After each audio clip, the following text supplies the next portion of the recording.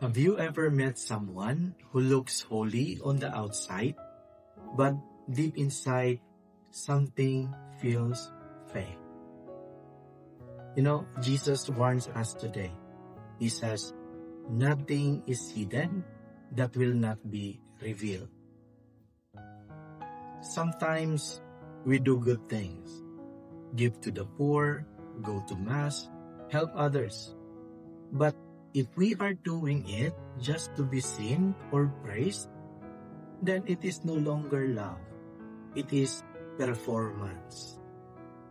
The Lord sees not just our actions, but also our hearts.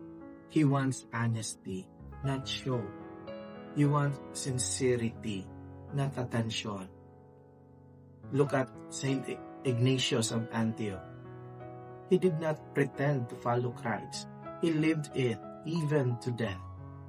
He said, I am God's wheat, to become the bread of Christ. And that's real faith. No mask, no pretensions, just pure love and trust in God. So today, let us do good quietly, sincerely. Let us love not for applause, but because God first loved us. Remember, people may see your actions, but only God sees your heart. Amen.